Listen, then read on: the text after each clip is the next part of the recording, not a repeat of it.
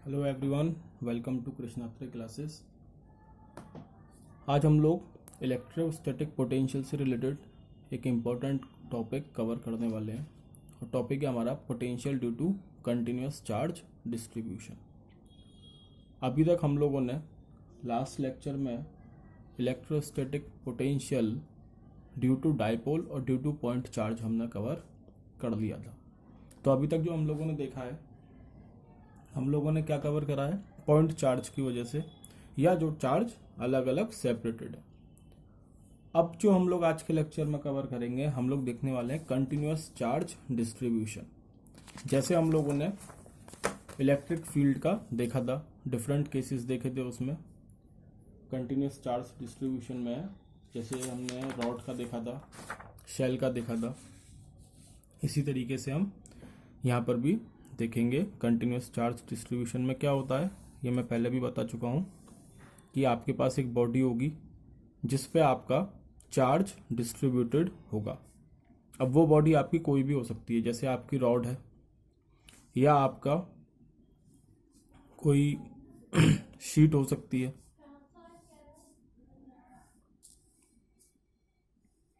या आपका कोई स्फीयर हो सकता है।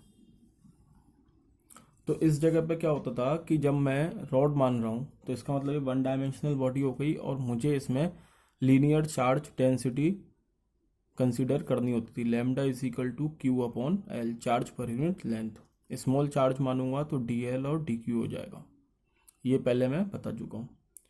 सरफेस चार्ज डेंसिटी, अगर कोई बॉडी है जिसमें एरिया आ रहा है तो मैं यहाँ पर सरफेस चार्ज डेंसिटी कंसीडर करता हूँ, मतलब चार्ज पर unit length. And for small charge there is small area. Similarly, for three-dimensional body we consider volume charge density, which means charge per unit volume, and for a small charge it becomes dV. Okay, तो ये हम लोगों ने पहले भी पढ़ रखा है। अब इसमें देखते हैं आगे। अब मैंने आपका जो पोटेंशियल देखा था वो क्या होता है, due to point charge 1/4πε0 Q upon R। ये हम लोग पढ़ चुके हैं पहले, लास्ट लेक्चर में हम लोग इस चीज को कवर कर चुके हैं। This is the potential due to point charge. Now suppose there is a body given to us any shape, you may consider any shape just like this. ठीक, अब इसके ऊपर क्या है, आपका चार्ज डिस्ट्रीब्यूटेड है। तो आप लोग क्या करोगे कि इसको पूरे को किस तरीके से कवर करोगे, तो सबको अच्छे से मालूम है कि मैं ऐसी बॉडीज में क्या करता हूँ, एक स्मॉल एलिमेंट कंसीडर कर लेता हूँ। Suppose this is a small element, ठीक, और इस पर कितना चार्ज है, डी क्यू चार्ज है। अब वो बॉडी की शेप पर डिपेंड करेगा कि मैं लीनियर चार्ज डेंसिटी कंसीडर करूंगा, सरफेस चार्ज डेंसिटी या वॉल्यूम चार्ज डेंसिटी। ठीक है, अब ये आपका स्मॉल चार्ज है। स्मॉल चार्ज की वजह से जो पोटेंशियल होगा एट अ डिस्टेंस आर, वो भी कितना होगा, स्मॉल होगा, डीवी। तो हम इस स्मॉल एलिमेंट को कंसीडर करते हुए कंटिन्यूस चार्ज बॉडी में क्या करते हैं, कंटिन्यूस चार्ज डिस्ट्रीब्यूटेड बॉडी में क्या करते हैं, आपका इलेक्ट्रिक पोटेंशियल निकाल लेते हैं, डी क्यू अपॉन आर। यह आप लोगों को याद रखना है। कंटिन्यूस चार्ज डिस्ट्रीब्यूटेड बॉडी होगी तो आपका जो पोटेंशियल होगा, स्मॉल पोटेंशियल, वो कितना होगा, 1/4πε0 डी क्यू अपॉन आर। ठीक है, ये आपका हो गया। अब इसमें आपको आगे क्या करना होगा, तो मैं इस इक्वेशन को इंटीग्रेट कर दूंगा। Integration D V is equal to 1/4πε0 D Q upon R. इस 1/4πε0 कांस्टेंट है तो यहाँ पे इंटीग्रेशन आ गया, 1/4πε0 मैंने बाहर ले लिया। पूरी बॉडी पे इलेक्ट्रिक पोटेंशियल मैं V मान लूंगा, 1/4πε0 into integral D Q upon R. अब इसको मैं फर्दर तभी सॉल्व कर सकता हूँ जब मुझे अपनी बॉडी के बारे में कुछ जानकारी होगी। तो यहीं से हम लोग अपना लेक्चर आगे का कंटिन्यू कर रहे हैं। ये आपको रिजल्ट मिल गया है जब आपकी बॉडी पर कंटिन्यूस चार्ज डिस्ट्रीब्यूशन है। यही सेम रिजल्ट मैंने यहाँ लिख रखा है, total potential integration 1/4πε0 D Q upon R. 1/4πε0 तो बाहर ही आएगा, यहाँ मैंने बाहर लिख रखा था, इस पेज बाहर लिखा है, और इसमें आपका अंदर लिखा है, कोई फर्क नहीं पड़ता उससे, जो कि कांस्टेंट है, अल्टीमेटली उसे बाहर आने ही है। अब आपका जो पहला केस है इसमें वो है यूनिफॉर्मली चार्ज रॉड का, यूनिफॉर्मली चार्ज रॉड। तो यहाँ पे जो पहला केस है वो आपका आता है यूनिफॉर्मली चार्ज रॉड का। अब यूनिफॉर्मली चार्ज रॉड में आपके दो केस बनते हैं, यूनिफॉर्मली चार्ज रॉड में आपके दो केस बनेंगे। आपको इलेक्ट्रिक पोटेंशियल निकालना है, ये यूनिफॉर्मली चार्ज रॉड है, एक इलेक्ट्रिक पोटेंशियल आपको यहाँ निकालना है, सपोज दिस पॉइंट, और एक इलेक्ट्रिक पोटेंशियल आपको यहाँ निकालना है इधर कहीं। तो ये वाला पॉइंट आप लोगों को अच्छे से मालूम है, ये होता है आपका एक्सियल पॉइंट और ये आपका होगा इक्वेटोरियल पॉइंट। तो हम इन दोनों को ही 1 बाय 1 देखने वाले हैं आज के लेक्चर में। तो पहले हम लोग जो निकाल रहे हैं इलेक्ट्रिक पोटेंशियल वो इक्वेटोरियल पॉइंट पे निकालेंगे। इक्वेटोरियल पॉइंट पे देखो, अब मैंने इस केस में इक्वेटोरियल पॉइंट में, अभी एक्सियल को भूल जाओ, हम इक्वेटोरियल की बात कर रहे हैं। इक्वेटोरियल में क्योंकि ये परपेंडिकुलर बाइसेक्टर जा रहा होगा यहाँ से, तो मैंने इसको ओरिजिन मान लिया सिंपली। इक्वेटोरियल पॉइंट वही होता है, मैं पहले ही बता चुका हूँ, जहाँ से परपेंडिकुलर बाइसेक्टर जो होता है वो आपका इक्वेटोरियल पॉइंट मिलेगा, उस पर जो भी पॉइंट होगा। तो ये आपका मिड पॉइंट होगा। इसका मतलब अगर इस लेंथ इसकी रॉड की लेंथ L है, रॉड की लेंथ L है, तो इधर L/2 होगा और L/2 इधर होगा। या मैं इसको अगर ओरिजिन कंसीडर करूं तो -L/2 बोल सकता हूं इधर कोऑर्डिनेट, और इसको L/2 बोल सकता हूं। ठीक है, मैंने एक डिस्टेंस कंसीडर कर ली, y एक्सिस पे जा रहे हैं इसलिए मैंने इसको y मान लिया। और इधर मैंने एक एलिमेंट, क्योंकि मैंने बोला कि कंटिन्यूस चार्ज डिस्ट्रीब्यूशन में आपको एलिमेंट कंसीडर करना पड़ेगा, ये एलिमेंट मैंने कंसीडर कर लिया at a distance x from origin, origin से x डिस्टेंस पे मैंने कंसीडर कर लिया। इस पॉइंट की, इस एलिमेंट पे जिस पे चार्ज है कितना dq, स्मॉल dq, आपका इसका डिस्टेंस इक्वेटोरियल पॉइंट से मैंने मान लिया कितना है, r है। ठीक, कोई डाउट? तो यही सेम फिगर मैंने यहाँ पर भी बना रखी है, और इसमें आपकी ये लिमिट -L/2 से L/2 होगी। समझ में आ गई ना? ये ओरिजिन हमने कंसीडर करा है, तो इधर -L/2 होगा और इधर राइट हैंड साइड पे L/2 होगा। अभी हमने फॉर्मूला देखा dV = 1/4πε dq/r। ये फॉर्मूला हम कंटिन्यूस चार्ज डिस्ट्रीब्यूशन में लगातार यूज करने वाले हैं। ठीक है, अब क्योंकि ये रॉड है तो तुम लोगों को मालूम है लीनियर चार्ज डेंसिटी कंसीडर होगी, और क्योंकि स्मॉल एलिमेंट की बात कर रहा हूं तो dq अपॉन इसकी स्मॉल लेंथ मतलब dl। ठीक है, dq अपॉन dl नहीं, सॉरी, x dx मान लो, लैम्डा dx। तो यहां से आपका dq क्या आ गया, लैम्डा डॉट dx। इस dq की वैल्यू को मैं इसमें पुट कर दूंगा, dq = लैम्डा डॉट dx। अच्छा, अब ये क्या है आपका, क्योंकि ये परपेंडिकुलर बाइसेक्टर है तो मैं यहाँ पाइथागोरस थ्योरम लगा दूंगा। बाई PGT पाइथागोरस थ्योरम, आपको मालूम है जो आपका r² है हाइपोटेन्यूज की तरह काम कर रहा है, ये एंगल हम थीटा मान रहे हैं, ये एंगल कितना है, इससे बन रहा है ये थीटा है। ठीक है, ये परपेंडिकुलर है, तो ये हो गया हाइपोटेन्यूज = परपेंडिकुलर का स्क्वायर, बेस का स्क्वायर प्लस परपेंडिकुलर का स्क्वायर। तो r की वैल्यू यहाँ से आ गई √x² प्लस y²। तो यहाँ मैंने r की वैल्यू भी पुट कर दी √x² प्लस y²। जब मैं इसका इंटीग्रेशन कर रहा हूँ, नेक्स्ट स्टेप में मैंने इसका इंटीग्रेशन कर दिया, इंटीग्रेशन करा तो dv तो आपका v हो जाएगा टोटल पोटेंशियल, और इसको इंटीग्रल करोगे तो लैम्डा और 4πε0 कांस्टेंट होंगे, तो ये बाहर आ गए। और लिमिट क्या होगी, तो ये मैंने अभी बताया तुम लोग को, -L/2 से L/2 आपकी लिमिट हो जाएगी। तो -L/2 से L/2 आपकी लिमिट होगी। अंदर मेरे पास क्या बचा, dx upon √x² plus y²।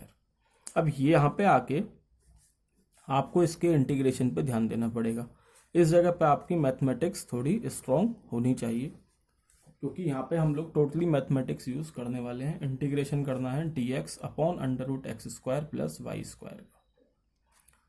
ठीक है, तो हम कह सकते हैं कि this is one of the special case of integration.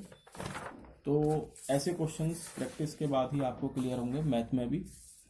तो हम यहाँ पर क्या करते हैं कि ये एक ट्रायंगल बन रहा था मेरा, ये वाला,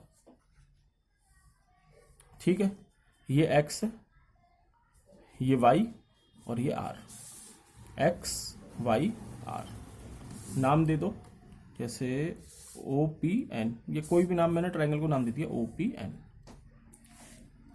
मैंने यहां से PN की वैल्यू निकाली, मतलब R की वैल्यू कितनी आई, y sec थीटा। कैसे, देखो PN, या मैं इसको निकालूं cos थीटा। cos थीटा क्या होता है, बेस अपॉन हाइपोटेन्यूज। बेस क्या ये है और हाइपोटेन्यूज क्या है, R, तो y अपॉन R। अब मुझे R की वैल्यू निकालनी है, तो यहाँ से R कितना हो गया, R is equal to Y upon cos theta. इसका मतलब R हो गया y sec थीटा, या R ही मेरा क्या है, PN भी है, तो PN की वैल्यू हो गई y sec theta. Tan theta कितना हो गया, tan theta perpendicular upon base, तो इस केस में परपेंडिकुलर ये है x, बेस कितना है y, तो यहाँ से x की वैल्यू क्या आ गई, y टेन थीटा। अगर इसका इंटीग्रेशन करूंगा तो डिफरेंशिएशन करूंगा तो कितना आ जाएगा, dx is equal to Y, तो कांस्टेंट होगा, बाकी sec square theta dot D theta. ये आप लोगों ने डिफरेंशिएशन में सीखा होगा। अब मैं सारी वैल्यू को अपनी जो इक्वेशन मुझे मिली थी इसमें पुट करने वाला हूँ, इस वाली में।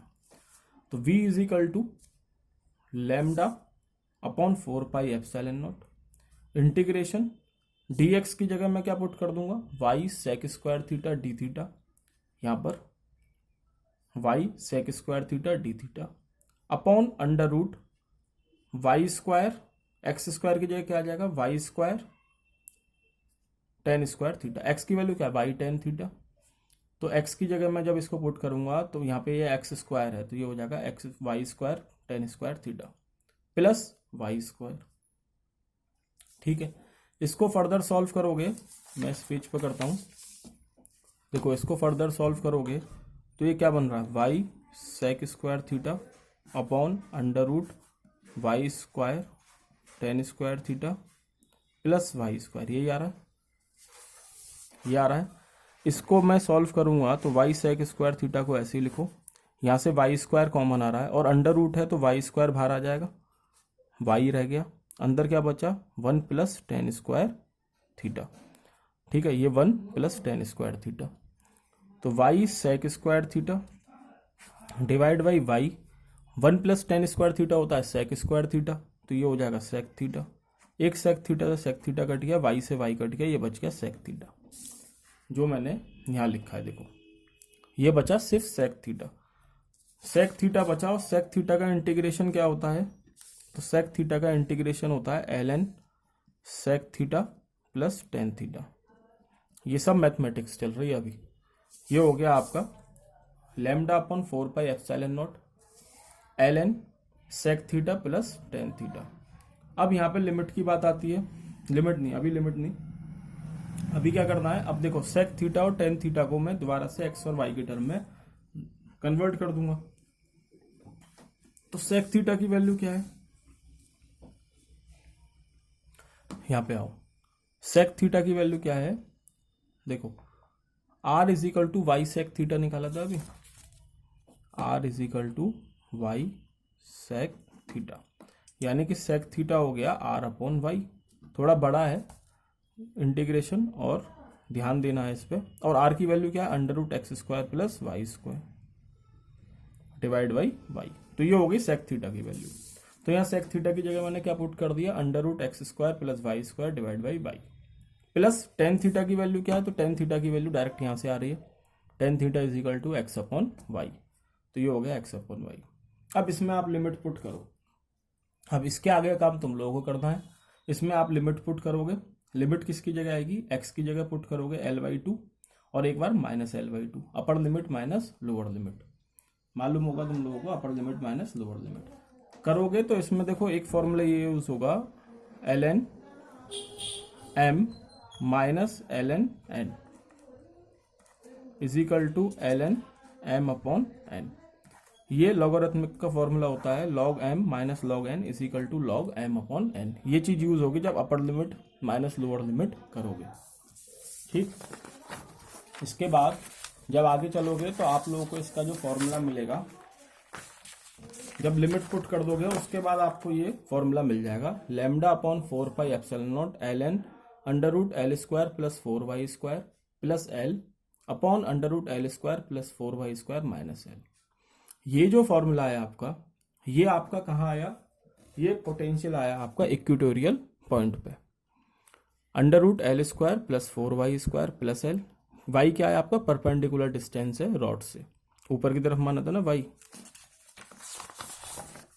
ये फिगर देखो, ये y माना है ना, और L क्या है आपकी रॉड की लेंथ हो गई सीधी सीधी।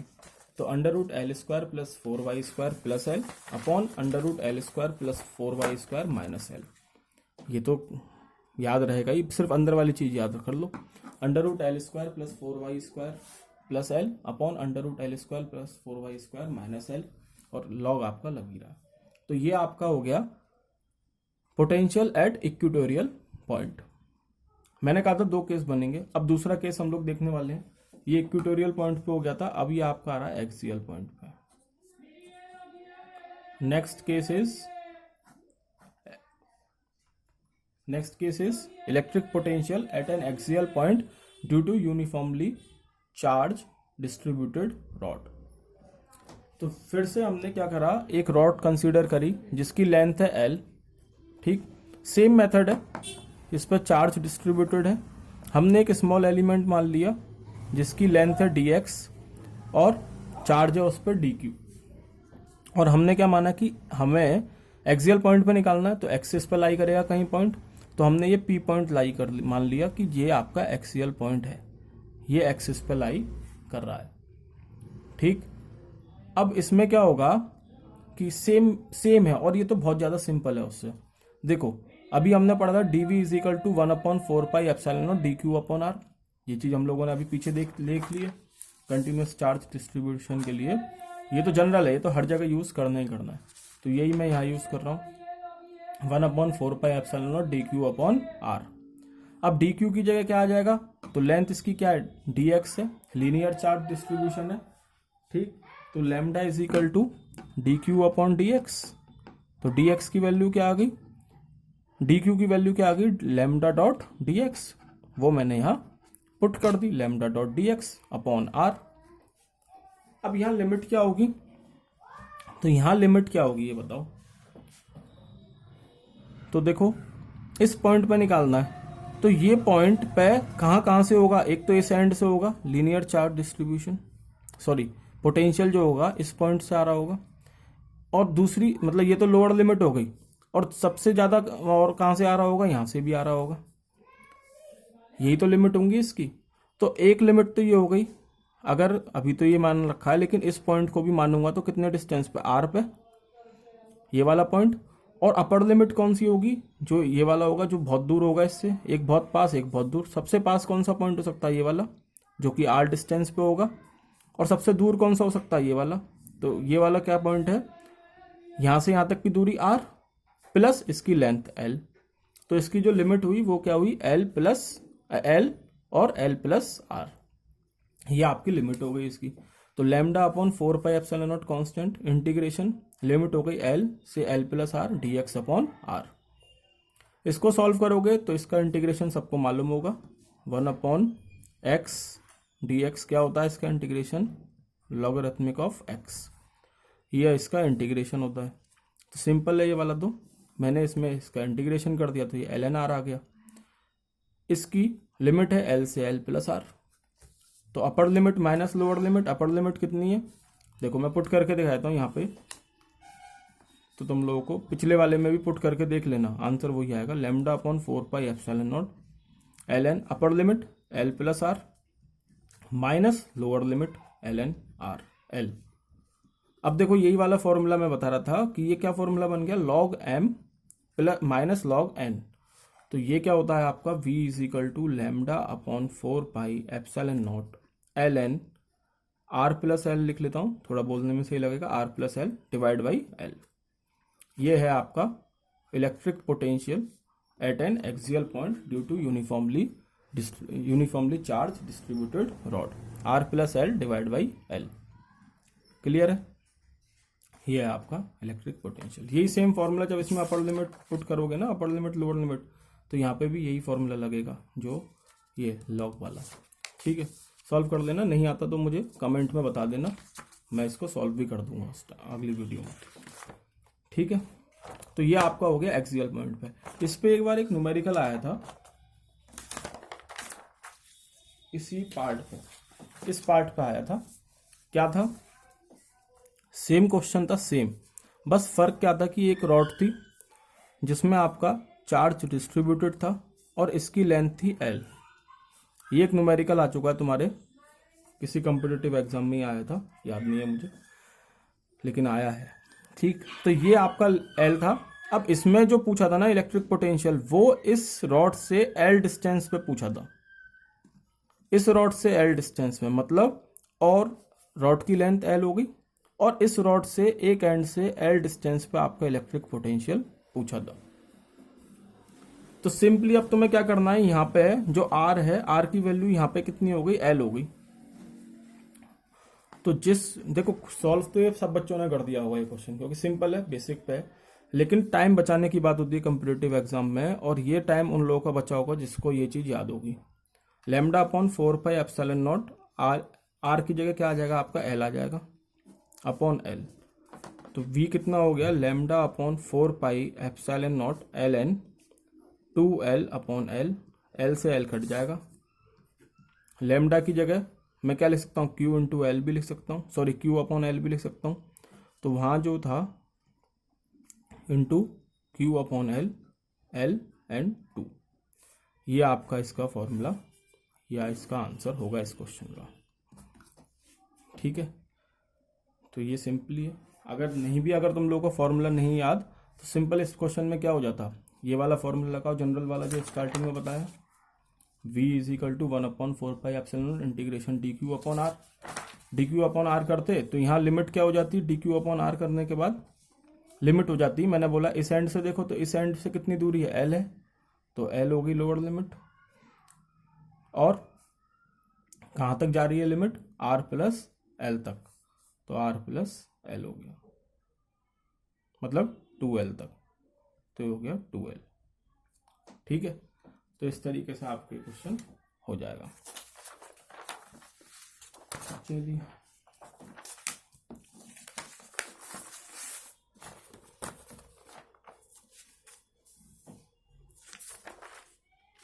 ये हो गया पेज 13। अब देखो अगला जो क्वेश्चन आता है आपका, ये भी सिंपल है। इसमें अब हम लोग कंसीडर करेंगे कि uniformly charge ring, electric potential due to uniformly charge ring. तो हमने एक रिंग कंसीडर कर ली इस केस में। ठीक है, एक रिंग कंसीडर कर ली, इसकी रेडियस हमने R मान ली। हमने किसी पॉइंट पर, इसके सेंटर से किसी पॉइंट P पर हमें इलेक्ट्रिक पोटेंशियल निकालना है, तो हमने उस पॉइंट का डिस्टेंस मान लिया x फ्रॉम इट्स सेंटर। ये R है, ये x है, और देखो रिंग है, तो ये चीज मैं तुम लोगों को पहले ही बता चुका हूँ। रिंग मतलब ये है, ये रिंग होती है अंदर से खाली। तो अगर रिंग है तो चार्ज सिर्फ इसके यहाँ होगा। अब इसमें कहीं एरिया है क्या? है, लेकिन अंदर तो खाली है। तो हम लोग यहाँ पे क्या कंसीडर करेंगे? लीनियर चार्ज डेंसिटी कंसीडर करेंगे, लीनियर चार्ज डेंसिटी। उसके लिए हमें क्या करना होगा? हमने एक एलिमेंट यहाँ कंसीडर कर दिया dq। ठीक, अभी dq कितने के बराबर होगा? तो लैम्डा डॉट dl के बराबर होगा। मैंने इसकी लेंथ मान ली dl, तो dq हो गया लैम्डा डॉट dl। तो जैसा कि आप लोगों को मालूम है dv is equal to 1/4πε0 dq upon r। Integration करूंगा तो dv इंटीग्रल dv 1/4πε0 कांस्टेंट है, बाहर आ जाएगा, integration dq upon r। dq की जगह मैं वैल्यू पुट कर दूंगा लैम्डा डॉट dl की। लैम्डा डॉट dl डाला तो लैम्डा बाहर आ जाएगा, कांस्टेंट है, dl अपॉन r। अब इसमें r की जगह मैं क्या डाल सकता हूँ? ध्यान से देखो, ये क्या बन रहा है? ये राइट एंगल ट्राइंगल बन रहा है। ये डिस्टेंस हो गया, ये रेडियस सी तो सेंटर से तो दूरी है, परपेंडिकुलर होगा, ये हाइपोटेन्यूस हो गई। तो सिंपली जैसे अभी पीजीटी लगाई थी, r कितना हो जाएगा? √r² plus x²। Value put कर दी। अब यहाँ देखोगे तो आपका ये जो √r² प्लस x² है, ये भी कांस्टेंट है, किसके रेस्पेक्ट में? इसकी लेंथ के रेस्पेक्ट में। ठीक, तो यहाँ पे ये बाहर आ जाएगा, √r² प्लस x² बाहर आ गया। अब इसकी टोटल लेंथ बची dl। अब टोटल लेंथ कितनी होगी, रिंग ही तो है, तो रिंग की टोटल लेंथ कितनी होती है 2 पाई आर। तो मैंने यहाँ पे इसको पुट कर दिया 2 pi R, lambda upon 4 pi epsilon naught 2 pi R upon under root R square plus X square. अब इस केस में आपको दो तरीके से फॉर्मूला लिखा मिलता है। एक तो मैं ये कर सकता हूँ कि लैम्डा इंटू 2 पाई आर, मतलब lambda is equal to charge पर यूनिट लेंथ, ठीक। और यहाँ पर लेंथ कितनी आई है मेरी 2 पाई आर आई है, 2 पाई आर, यानी कि Q is equal to lambda dot 2 pi R. तो एक तो मैं लैम्डा डॉट 2 पाई आर की जगह सीधे सीधे कैपिटल Q डाल सकता हूँ, total charge on a ring 1/4 pi epsilon nought under root R square plus X square. तो एक तरीका तो ये है इसको लिखने का। दूसरा ये है कि मैंने इसकी जगह टोटल चार्ज नहीं डाला और इसकी जगह पाई से पाई काट दिया, एक 2 से 4 काट दिया। तो ये क्या बचेगा, lambda R upon 2 pi epsilon nought under root R square plus X square. यहाँ से मुझे क्या देखने को मिल रहा है कि जो मेरा इलेक्ट्रिक पोटेंशियल है वो इन्वर्सली प्रोपोर्शनल वेरी कर रहा है एक्स के। मतलब अगर मैं एक्स बढ़ाता जाऊंगा तो मेरा इलेक्ट्रिक पोटेंशियल घटता जाएगा। क्लियर दिख रहा है, क्योंकि ये डिनोमिनेटर में, ये इधर आ रहा है, तो ये डिनोमिनेटर में कोई चीज़ होती है बढ़ती जाएगी तो सामने वाली चीज़ को कम करती जाएगी, इन्वर्सली प्रोपोर्शनल हो गया। तो v आपका वेरी कर रहा है इन्वर्सली प्रोपोर्शनल।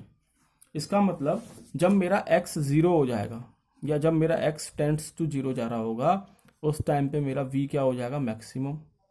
और मेरा x 0 कहाँ हो रहा है, मेरा x 0 कहाँ होगा, यही तो x से सेंटर से दूरी। इस p को उठा के मैं सेंटर पे ले आऊँ तो मेरा x क्या हो जाएगा, 0।